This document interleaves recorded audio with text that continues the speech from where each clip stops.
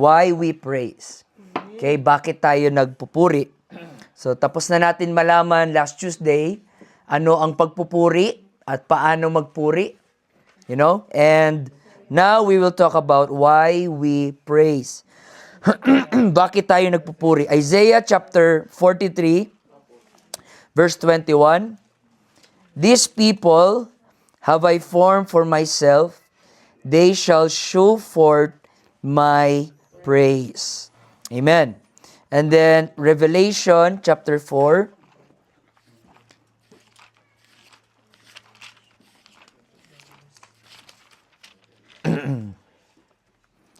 Revelation chapter 4, verse 11. Thou art worthy, O Lord, to receive glory and honor and power, for thou hast created all things, and for thy pleasure they are and were created. Amen. Kamayan mo yung katabi mo, sabihin mong, kalimutan mo muna ang problema, magpuri ka muna sa Panginoon. Amen. Makaupo na tayo mga kapatid. Amen. So bakit ba tayo nagpupuri? Why do we praise? And I'm going to give you at least 7 answers from the Bible. Bakit tayo nagpupuri? Number 1, praise is a command. Utos po ng Panginoon ang magpuri sa Kanya. Okay? Ang utos po ng Panginoon ay magpuri. Hindi niya po yan sinabi na kanya-kanyang conviction na lang yan kung gusto mo magpuri or ayaw mo. O kanya-kanyang trip yan. Yung mga gusto magpuri, tanggap ko. Yung ayaw, tanggap ko. Malinaw po ang sabi ng Bible na ang pagpupuri ay utos ng Panginoon. Natin kailangan ng magpupuri ako pag natanggap ko na yung visa. O kaya magpupuri ako pag tanggap na ako sa trabaho. Hindi po gano'n ang pagpupuri. Ang pagpupuri, hanggat humihinga ka, ay purihin mo ang Panginoon.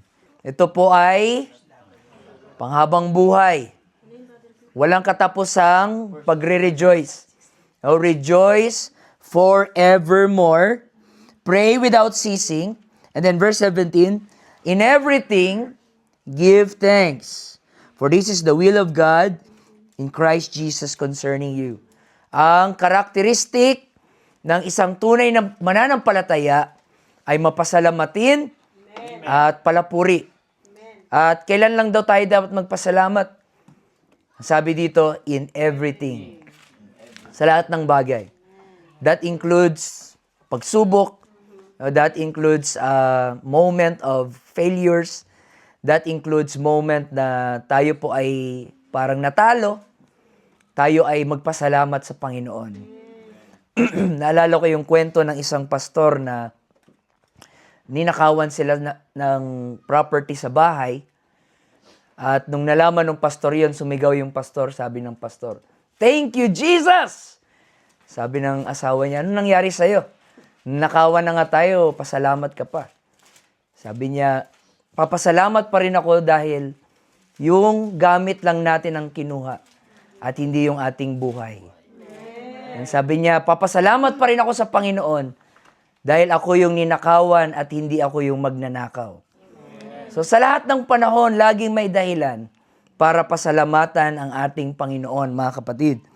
No? So kaya utos ng Panginoon, in everything give thanks, let everything that hath breath praise the Lord. So kung may nakikita po kayong nagpupuri sa church, palapuri siya, palakpak siya, hindi po siya emotional na tao. Hindi po siya yung feelings, lang siya driven. Hindi po. Siya po ay obedient Christian. Siya po ay masunurin. Ang nagpupuri ay masunurin sa Diyos. Dahil utos ng Diyos na magpuri sa Kanya. Amen? So that's the first reason bakit tayo nagpupuri. Dahil inutos ng Diyos, it is a command that we must praise Him. Number 2, it is our response to His worthiness. In other words, sa Tagalog pa, pinupuri natin ang Diyos dahil karapat-dapat siyang purihin. Amen? Marami tayong pinupuri, di naman karapat-dapat purihin. Pinupuri natin mga artista, No? Pinupuri natin mga politician. Minsan, pinupuri natin sarili natin pag mag-isa lang tayo sa CR at nakaharap tayo sa salamin. Gwapo mo talaga. Iba talaga yung dating mo. Pero di naman karapat-dapat talaga na purihin dahil yung mukha ay di na tayo magsalita, mga kapatid, no? But, when we praise God, worthy siya para purihin. He is worthy of that. Basahin natin ang Psalms chapter 96, verse 4. Psalms 96:4. Ako magbasa. For the Lord is great and greatly to be praised. He is to be feared above all gods. Bakit natin pinupuri ang Diyos? Dahil siya ay dakila. At siya ay dapat lang makatanggap ng dakilang pagpupuri. Amen. Bakit bigay todo ka magpuri? Dahil ang Diyos ay dakila. O kung mahina ang pagpupuri mo, parang sinasabi mong mahina yung Diyos mo. Pero pag bigay todo tayo nagpupuri, ginagawa natin yun dahil He is great. And He is greatly to be praised. Hallelujah. Nabasa natin sa Revelation kanina, chapter 4, verse 11, Thou art worthy, O Lord. Pag sinabi natin worthy, anong ibig sabihin ng worthy? Karapat dapat. Amen. So tayo ang thinking natin as tao, kailangan may gawin ka para maging karapat dapat ka dyan. O kung gusto mo maging champion, kailangan may gagawin ka para maging karapat dapat kang maging champion. So tayo, alam natin, hindi tayo worthy sa Panginoon. Tayo lahat ay makasalanan, marumi, pero nilinis at pinatawad tayo ng ating Panginoon. Kaya dapat, karapat dapat lang na purihin natin siya at pasalamatan natin siya. Amen? Imaginein mo, ano ka lang, patay ka na or kaya nakahiga ka na sa kalsada, ikaw ay duguan, ikaw ay malnourished na payat ka na, and then merong nakakita sa'yo at binuhat ka, ginamot ka, inalagaan ka, tinulungan ka, pinakain ka, pinatulog ka, pinatira ka, karapat dapat lang na purihin mo yung taong yun na tumulong sa'yo. Dahil kung hindi dahil sa kanya, ay wala ka sanang buhay ngayon. Ganon din sa Diyos. Kaya tayo nagpupuri sa Diyos dahil naintindihan natin na dati lang tayong mga kaluluwang papunta sa impyerno, papunta sa kapahamakan. Pero naawa ang Diyos sa atin. Niligtas tayo, binigyan tayo ng bagong buhay, at ngayon nandito tayo sa church. That's why He is greatly to be praised and He is worthy of our praise. Hindi natin pinupuri si Lord para maging glorious siya. Because, I'm going to tell you mga kapatid, purihin mo man si Lord or hindi, dakila pa rin ang Panginoon. Hindi niya kailangan ng ating pagpupuri para maging dakila siya. Ang Panginoon matagal ng dakila. Hindi ka pa pinapanganak, dakila na ang ating Panginoon. Now take note of this. Ang sabi ko, hindi kailangan ni Lord ng ating pagpupuri. So Pastor Earl, kung hindi kailangan ni Lord, bakit pa tayo inutusan niya magpuri? Hindi niya kailangan, pero gusto niya na purihin natin siya. Bakit gusto natin? Bakit gusto ni Lord na purihin natin siya? Dahil kailangan natin siya. Okay? Hindi tayo nagpuri dahil kailangan tayo ni Lord. Nagpuri tayo dahil tayo ang nangangailangan sa Panginoon. Amen? God without man is still God. But man without God is nothing. I don't praise the Lord because He needs my praise. I praise the Lord because I need Him in my life. Kailangan ko siya sa aking buhay. Hindi ba nakakatuwa mga kapatid na si Lord, kaya naman niya mabuhay kahit wala tayo eh. Noon pa sa eternity, nag-exist na siya without us. Pero kahit hindi niya tayo kailangan, pina-priority tayo ng Panginoon. Pero tayo naman, na kailangan natin si Lord, walang-wala tayo kung wala siya, hindi natin siya pina-priority. Si Lord, hindi tayo kailangan, pinapriority niya tayo. Tayo, kailangan natin si Lord, hindi natin pinapriority ang Panginoon. So we need to remember why are we doing what we are doing. We are doing this because God is worthy of it all. Amen. He is worthy when we clap. He is worthy when we shout. He is worthy when we sing praises to Him. He is worthy ng mga efforts natin na makadalo dito every Friday. He is worthy ng efforts natin maka-attend every Sunday. He is worthy na purihin natin siya kahit pagod na tayo. Ginagawa natin to dahil karapat-dapat ang Panginoon na purihin, mga kapatid. He is holy, He is just, He is merciful, He is faithful, He is loving, He is sovereign. So, ang ating pagpupuri, mga kapatid, ay hindi dapat naka-anchor sa ating sitwasyon. Kundi ang ating pagpupuri ay dapat naka-anchor sa kadakilaan ng ating Panginoon. Okay? Hindi tayo dapat nagpupuri dahil ganda na ng buhay ko ngayon, gusto ko na magpuri ngayong Sunday. Hindi dapat nakadepende sa sitwasyon. Ang ating pagpupuri ay dapat nakadepende lang sa kadakilaan ng ating Panginoon. Psalms 103 verse 2, Praise the Lord or bless the Lord, O my soul, and forget not all His benefits. Hallelujah. Huwag mong kalimutan ang mga benefits na natanggap mo sa Diyos. And it's heartbreaking that the people are receiving benefits from God, but they use that benefits to curse God. Let me give you an example. Si Lord ang nagbigay sa kanila ng bibig, pero ginamit nila yung bibig para i-blaspheme ang Panginoon. Si Lord ang nagbigay sa kanila ng brain, ng utak, pero ginagamit nila yung talino na yon para sabihin na walang Diyos. They have forgotten that all that they have was because of the benefits of God. I want to tell you this, mga kapatid, just to remind you, it's all God. Si Lord lahat yon. Yung income mo, yung trabaho mo, yung negosyo mo, si Lord lahat yon. Sabihin mo, hindi ako yung nagtrabaho nun.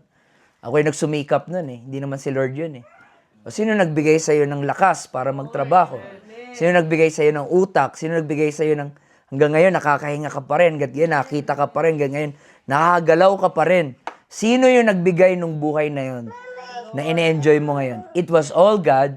That's why He is worthy of our praise. Karapat dapat siyang purihin, karapat dapat siyang sambahin. Palakpakan natin ang Panginoon. Number 3, mga kapatid, why do we praise God? We praise God because praise transforms us. Praise transform us. Sa tuwing tayo po ay nagpupuri, nababago po yung focus natin. Imbis na mag-focus tayo sa sarili natin, sa problema natin, sa sitwasyon natin, once na magpuri ka, yung focus na kay Lord na. No, ang laki ng problema mo, laki ng sitwasyon mo, and then bigla kang, Lord, you are a good God, you are a great God, Lord, you are a faithful God. Kung dati nga, Lord, iningatan mo ko, alam ko, iingatan mo pa rin ako ngayon, you are unchanging God. So dahan-dahan, dahil nabago yung perception mo, nagbago din yung attitude mo. Nabago yung attitude mo, nabago din yung buhay mo. Why? Because of the power of praise. Amen. Kaya mga kapatid, no, kung mayabang ka, no, kung may problema ka sa pride, kailangan mo magpuri sa Diyos. Amen. Ang pride ay dudurugin dahil pag nagpuri tayo, inaalis yung focus sa ating sarili at nagfo-focus tayo sa Panginoon. And I'm sorry to tell, no, wag sanang ma-offend yung iba, pero kung ma-offend man kayo, very good, ma-offend kayo, na pag kayo ay hindi nagpupuri, that is pride. Yan po ay kayabangan. Bakit ayaw mo magpuri? Sino ka ba sa tingin mo, right? Sino ka bang nagmamagaling sa sarili mo? Na yung katayuan na meron ka ngayon, ikaw lang ba lahat yan? we know ang credit ay sa ating Panginoon. Hallelujah. In Isaiah chapter 61, verse 3. Praise God. Isaiah chapter 61, verse 3. To appoint unto them that mourn in Zion, to give unto them beauty for ashes, the oil of joy for mourning, the garment of praise for the spirit of heaviness, that they might be called trees of righteousness, the planting of the Lord, that He might be glorified. See, when you start to praise, yung spirit of heaviness ay napapalitan ng garment of praise. Hallelujah. I believe, mga kapatid, na kanina, nung pumasok kayo, ay meron pong spirit of heaviness. No, may mga kabigatan, lalo na ang pinakamabigat pag wala ka ng pera. Yan yung nagpapalungkot sa tao eh. No, pag walang pera, nagulat ka, parang may lagnat ako, parang sakit na ulo ko. No, tapos pag binigyan ng pera, parang gumagaling ah.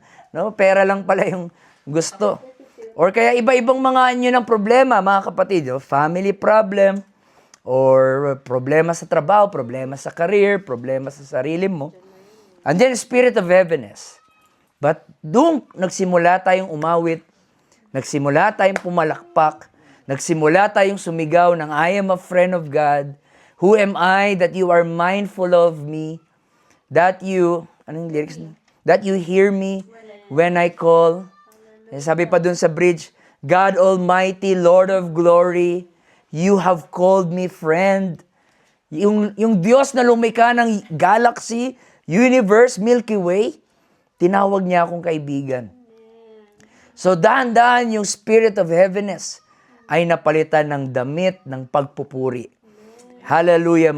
Yung spirit of heaviness ay napalitan ng garments of praise. That is the power. Every time that we praise God, lahat ng mga heaviness in our minds and in our hearts, as we praise the Lord, ito po ay natatanggal, mga kapatid. That is one of the reason why we praise the Lord. Katulad na tayo ni John the Baptist in John chapter 3 verse 30, sabi ni John the Baptist, He must increase, I must decrease. Ikaw ang maitaas ang Panginoon, hindi ako. So ang pagpupuri, natatanggal yung idol of self. Ang pagpupuri ay ine-elevate ang kadakilaan ng Panginoon. Ang pagpupuri ay ine-elevate ang majesty ng ating Panginoon. Amen. So gusto natin ng transformation sa ating buhay. Always practice praise. The habit of praise in your life. At papalitan yung spirit of heaviness into garments of praise. Alright, number 4. Why do we praise God? Because praise invites God's presence. Alam niyo, mga kapatid, ang presensya ng Diyos, hindi yan inaantay. Hindi ka uupo lang dyan and then antayin ko, no, yung presensya ng Panginoon. Ang presensya ng Diyos ay iniimbitahan. At paano mo siya iimbitahan? Sa pagpupuri. Kaya nga pag Sunday, magtataka ka, bakit yung iba napuspos? Yung iba hindi napuspos. Yung iba na-revive, yung iba di na-revive. Easy. Sa simula pa lang, makikita mo sino yung mga nagpupuri at sino yung mga hindi nagpupuri. Yung mga nagpupuri, umuwi silang napuno ng spirit ng Panginoon, na-revive yung kanilang spirit, at yung mga hindi nagpupuri, na nandun lang palagi sa gilid, no, parang bato, mga kapatid, ay umuwi din parang bato na walang pinagbago. Bakit ganun? Bumuhos naman yung presence ni Lord ah. Kasi nga, ang presence ni Lord, iniimbitahan. Yung mga nare-revive lang, yung gusto, i-invite yung presensya ng Panginoon. Pero yung ayaw, ay hindi rin talaga pipilitin ni Lord, mga kapatid. Kaya pag nagpupuri ka, iniimbitahan mo ang Panginoon, mga kapatid, sa iyong buhay. You don't wait the presence of God. You invite the presence of God. Kaya yung mga taong pumapalakpak, nagpupuri sa Panginoon, mamaya-maya makita mo, umiyak na yan mamaya. Mamaya na revival na yan. Kasi in-invite niya ang presensya ng Panginoon sa kanya through that power of praise. Power of praise and worship. And ako mga kapatid, no, sa Philippines, ako po evangelist na every Sunday, iba't ibang church ako inassign para mangaral. I'm going to tell you, may mga lugar na ang hirap, no, ang hirap ng pagkilos ng presence ni Lord. May mga lugar naman na sobrang bilis ng pagkilos ng presence ni Lord. At isa lang talaga ang common denominator. Yung church na laging nagpupuri, ang bilis ng moving ng Holy Spirit. Pero yung church na hindi nagpupuri, na kahit yung pastor hindi nagpupuri, nandun lang din yung pastor nakatayo, ay talaga ang hirap yung sensitivity ng presensya ng ating Panginoon, mga kapatid. So kung gusto natin palagi ang presensya ng Panginoon, not only every Sunday, but even in our personal life, we have to praise Him, we have to worship Him, we have to invite His presence. Amen. Let's clap our hands to the Lord. Hallelujah. Psalms 22:3. Yet you are holy, enthroned on the praises of Israel. God inhabits the praises of His people. Psalms 22:3. Pag sinabing inhabits, nanananahan. He dwells pag merong pagpupuri. Right? In 2 Chronicles chapter 5, verse 13 to 14, tingnan natin. 2 Chronicles chapter 5, verse 13 to 14. Tingnan ito mga kapatid. And it came even to pass, as the trumpeters, singers were as one, to make one sound to be heard in praising and thanking the Lord. And when they lifted up their voice with the trumpets, cymbals, ayan, may mga tugtugan, instruments of music, and they praised the Lord. Okay, nagpuri sila. At anong sinisigaw nila? For He is good, for His mercy endureth forever. That then the house, ano nangyari? Filled with a cloud. May bumabang ulap, even the house of the Lord. So that the priest could not stand to minister, dahil habang sila ay nagpupuri, binalutan ng makapal na ulap sa loob ng templo. For the glory of the Lord had filled the house of God.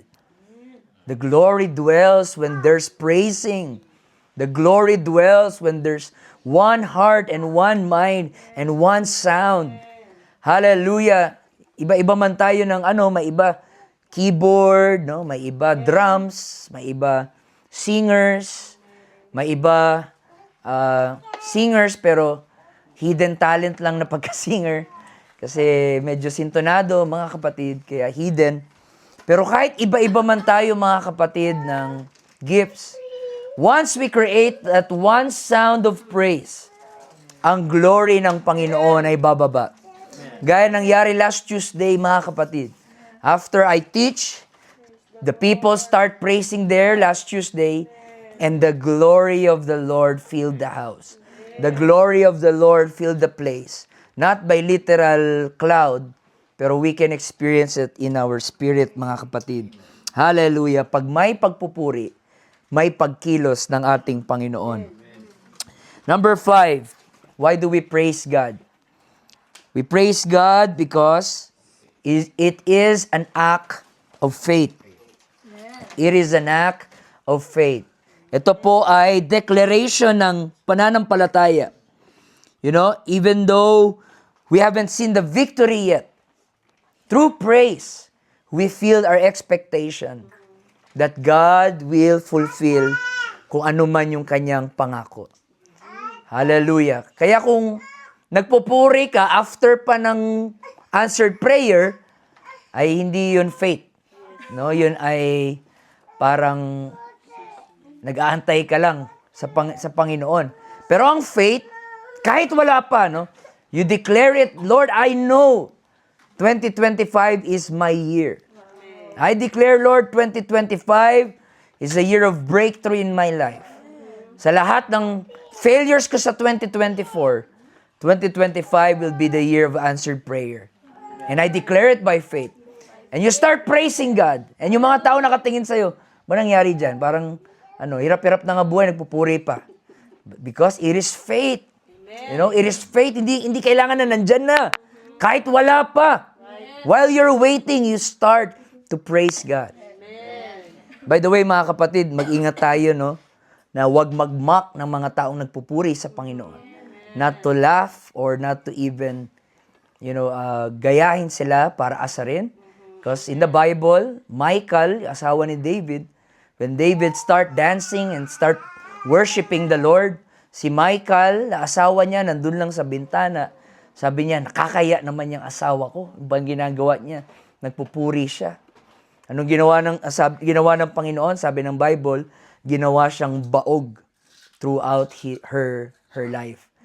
God cursed her because she was mocking someone that is praising God with his whole heart. And we know how God loves David despite ng kanyang mga failures. Si David lang ang tinawag sa Bible that the man after my own heart. David is very close here, in my heart.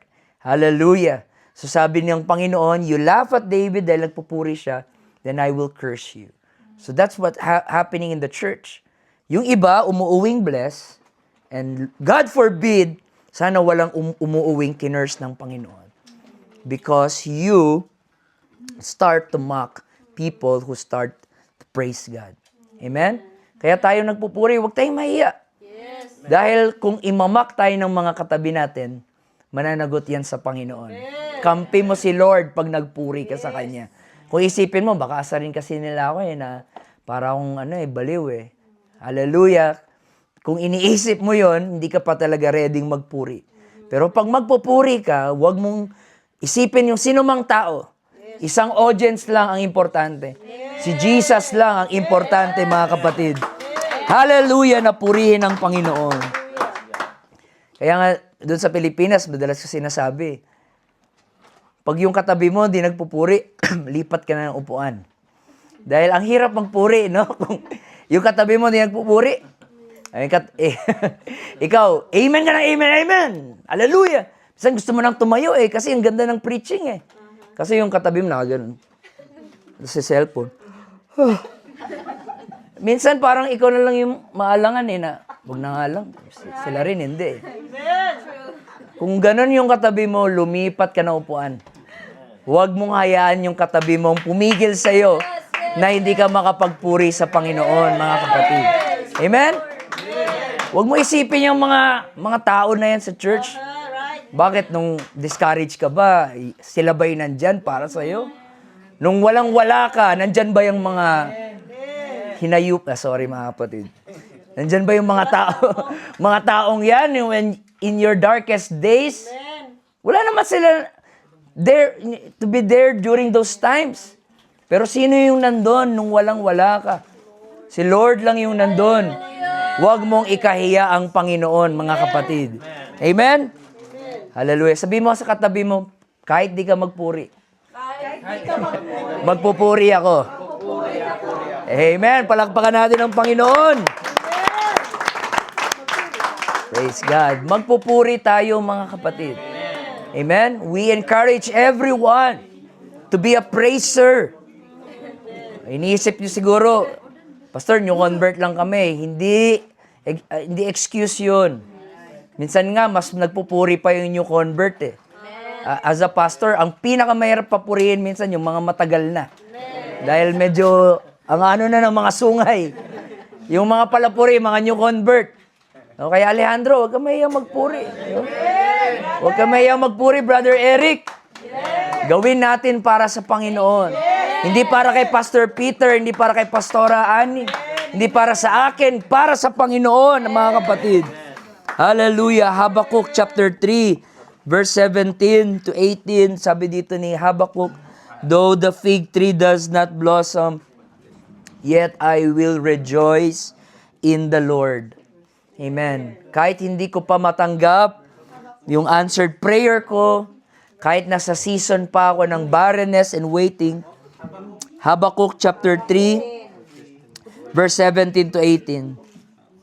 Yan. Though the fig tree does not blossom, mahaba pa yan Pero ang conclusion dyan ni Habakkuk, yet I will rejoice in the Lord. Hallelujah. And we know, maraming beses, no?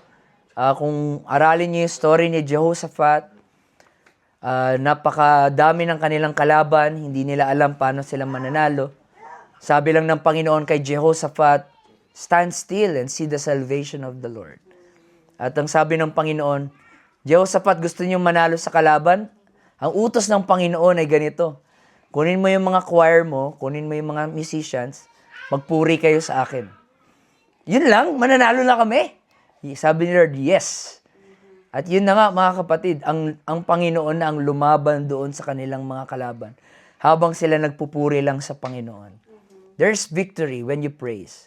And sometimes, the only way to fight this life is to be a praiser, mga kapatid. Doon lang tayo nakakuha ng fighting spirit na magpatuloy. Tuwing nagpupuri tayo sa Panginoon. Hallelujah. So yun po mga kapatid, ang number 5 na reason why we praise God. It is an act of faith. It's a declaration of faith. Number 6 mga kapatid, why do we praise? Because praise brings joy. Praise brings joy. Dito sa mundo, wala kang mahanap na joy. Meron lang,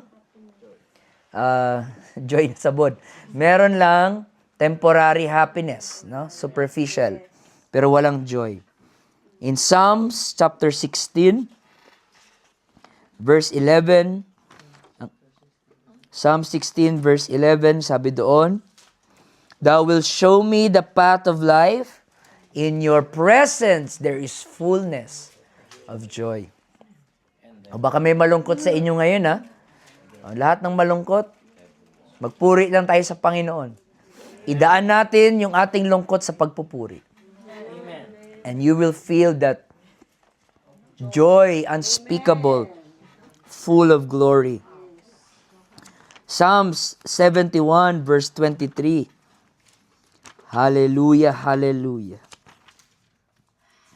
Psalms chapter 71 verse 23. My lips shall greatly rejoice when I sing unto thee, and my soul which thou hast redeemed. Amen. My lips were just greatly rejoicing when I start praising God. Hallelujah. Like we tackled last time, praise changes our mood. Praise changes our attitude. Praise boost us, mga kapatid. Napapalakas po tayo, nagbibigay ng kagalakan pag tayo po ay nagpupuri. Philippians chapter 4, verse 4. Amen. Philippians chapter 4, verse 4. Rejoice in the Lord always. And again, ulitin pa. I say, rejoice. Kailan lang mag-rejoice? Always. Bakit always? Because God is good always. God is faithful always. God is merciful always. God is providing us always. So dapat we must rejoice always. At hindi lang always. And again, inulit pa ni Paul, I say, rejoice. Now, by the way, sinulat ni Pablo to nung panahon na nakakulong siya. He was in prison. Nakakulong siya, pero imagine, binigay niya ang pinaka-positive na message sa Philippians. Kahit nasa kulungan si Paul, sabi ni Paul, rejoice in the Lord always. And again, I say rejoice. Because we should never let our circumstance steal the joy in our hearts. Amen? Rejoice in the Lord always. Now, madaling mag-amen dito, pero sa totoong buhay, ay hindi ganun kadali. Mag-rejoice. Lalo na, lahat na narinig natin ngayon, lalo na sa Pinas, ay puro bad news. And then, mag-aaway pa kayo ng asawa mo, di ba? Kainisan pa kayo ng asawa mo. Then, mababad trip ka minsan. Kasi gutom ka na, wala pa yung ulam, mga kapatid. Minsan, No, mabilis tayo mabwisit. Mabilis tayo mabad trip. Pero kailangan natin itatak sa ating kokote palagi. Rejoice in the Lord always. Amen. And again, I say, rejoice. Hallelujah. 1 Peter chapter 1, verse 8 to 9.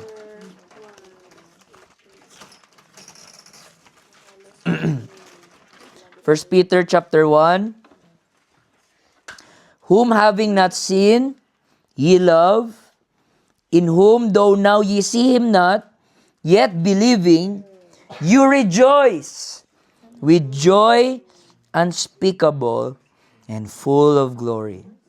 Ang sabi ni Pedro, kahit hindi nyo pa nakita si Lord, naniwala kayo. At kahit hindi nyo pa nakita si Lord, nagre-rejoice kayo. And you rejoice with joy unspeakable, full of glory. Alam niyo, maraming times, no, when we cry in the church, it's actually tears of joy. Di ko rin alam bakit ako naiyak sa church. Bakit ba ako naiyak? Wala namang nakakalungkot na nangyayari. But it's the joy. It's a tears of joy. Na, sa kabila ng lahat, Lord, here I am. I'm still standing by your grace. You know, and sometimes, pag i-reminisce mo, lahat nangyari sa past mo, lahat ng mga painful experience, and then, na-conclude mo, hindi talaga ako faithful sa Panginoon. Pero bakit ganun, Lord? Ang bait-bait mo, nakakainis ka. Gigigil ako sa'yo, Lord. Ba't ba ang bait-bait mo sa akin? Hanggat iyak ka na lang na iyak. Ba't ba ang bait-bait mo, Lord? Lord, nakakainis. And you start weeping and weeping. It's the joy unspeakable, full of glory. You know, it happened to me, mga kapatid, once na na-discourage ako sa ministry. You know, I gave up my ministry, I gave up pastoring. Sabi ko, ayoko na, di ko na kaya. I quit. And then from pastoring, nag-work na lang ako sa call center. Sabi ko, ayoko na maglingkod sa Panginoon. Di ako qualified, di ako worthy, di ko kaya. But then, kahit nasa call center ako, dinadala ko ng Panginoon sa mga kaibigan ko doon sa call center na mga tanong about Bible. No? Sabi niya, Kuya Earl, naniniwala ka ba doon na darating daw yung panahon na yung ilog magkulay pula? Ako naman, di ko naman mapigilan na di rin mag-share. So, share din ako ng share sa kanya, mga kapatid, na kahit backslider na ako noon, no, hindi na ako nag-pray, hindi na ako nagbabasa ng Bible, pero may mga natitira pang knowledge, kaunti. Sinishare ko sa kanya, alam mo, sinishare ko sa kanya, yung isa pala, Marites, nakikinig, nakisit in siya. Ay, itong magandang usapan. Ito ang may sense. Yung gusto namin kay Kuya Earl. Di, dalawa na sila. Hanggang may isa, tatlo na sila, apat na sila. Ang topic pa namin, Pastora, about rapture. About pagbabalik ng Panginoon, Antichrist. Kasi yung mga unbeliever, gusto niya yung mga nakakatakot na mga pangyayari. Edi tinakot ko rin sila, mga kapatid. Mga Antichrist, may puputulan ng ulo, mga ganyan. Talagang, grabe, nakatakot. Ganun sila, mga kapatid. Hanggang sa unti-unti, lahat na sila, no, lahat ng kasama ko sa work, nakikinig, na binibiro na nila ako ng father, no, Father Earl, si Father, hanggat tinawag nila akong papi. Kasi sa call center, maraming mga bakla dun eh. So, yung tawag nila sa akin si papi, kasi ako yung pinakamaliit sa kanila, para daw akong papi. Papi, ganun sila. So, kahit mga bakla sila, nakikinig sila ng sharing, hanggat nag-decide sila na, ganito na lang, Kuya Earl. Ganito na lang, papi. Dapat magkaroon tayo ng Bible study. Every Thursday, tuwing break. Kung pambihira. Sumuko na nga ako sa pagpapastor. Ngayon, tuturo na naman ako ng Bible study. Tuturo ako Bible study sa kanila, mga kapatid, every Thursday. And then, sabi naman nung nakita nung TL namin, nakaikot kami, tapos may Bible, tapos nagpipray. Sabi ng TL, ginagawa ni Papi dyan. Ganun siya. So, ang ginawa ng TL namin, okay, ganito ha, nakita ko yung ginagawa niyo. Sabi niya, so, si Papi, bago tayo mag-start sa work, si Papi magbibigay sa atin ng 5 minutes na word of encouragement. Every time na mag-start kami sa work, meron akong 5-minute na word. Discouraged na nga ako, tapos ngayon ako pang magbibigay ng word of encouragement. Give up ko na ngayon lisensya ko, sumuko na nga ako sa pagpapastor. Tapos ngayon ako patuloy mag-encourage. Hanggang sa dumating yung pandemic, mga kapatid, no? Lahat sila nag-panic na, lahat sila nataranta, anong gagawin nila. Then sabi ng isa doon, bakla din, sabi ng bakla doon, dapat di lang tayo puro plano, sabi niya. Dapat, manalig tayo sa Diyos. Yan, sabi niya. Tumawag tayo sa Diyos. Yan, sabi niya. Then sabi naman sabi ng isang bakla, oo nga, dapat tumawag tayo sa Diyos, di na tayo puro plano. Sabi ng isa, o sige, manalangin tayo. Sinong mananalangin? Ako na nasa pinakalikod. Yung mga ulo nila parang gumanon lahat. Si Papi, siya ang maglilid ng prayer kasi siya pinakabanal sa atin. Mga ganun-ganon, mga kapatid. Naging banal pa tuloy ako. Hindi lang nila alam, mga kapatid. So, pinalid nila ako ng prayer. And during that time, hallelujah, I can still vividly remember that day. Nung nag-lead ako ng prayer, mga kapatid, iyak ako ng iyak habang nagpipray. Talagang tagaktak yung luha ko. Akala nila, umiiyak ako dahil sa pandemic, mga kapatid. Hindi nila alam, umiiyak ako dahil na-overwhelm ako sa kabutihan ng Panginoon. Sabi ko, Lord, may silbi pa pala ako. After all nang nangyari sa akin, until now, ginagamit mo pa rin ako sa ganitong paraan. So, iyak ako na iyak, mga kapatid. Hanggat sa kakaiyak ko, pagdilat ko, nakaganon sila sa akin. Papi, tumatay yung mga balahibo namin. Grabe ka manalangin, may kuryente. Huwag ganun. Marami na nag-pray doon na ibang relihiyon. Doon lang sila nakaramdam ng kuryente. Galing pa sa backslider, mga kapatid, na nag-pray. So after nun, nag-pray ako, tumakbo ako sa CR. Pasok ko sa CR, ginanon ko yung tawag doon? Yung bowl. Iyak ako sa bowl, pero sinara ko muna.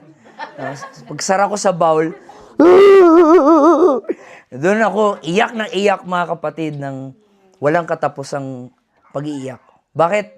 Tears of joy. Na-overwhelm ako sa goodness, mga kapatid, ng ating Panginoon. And I believe all of us has a story of that. Na masama na nga tayo, pasaway na nga tayo. Pero ang bait-bait pa rin ng ating Panginoon. You are so good, Lord. Kahit pasaway, badlungon, taran, mga kapatid, lahat na ng masamang term. Pasaway, badlungon, no? But still, bakit ang bait-bait pa rin ng Panginoon sa atin? And as we praise at naumiyak tayo, it was a tears of joy. Amen?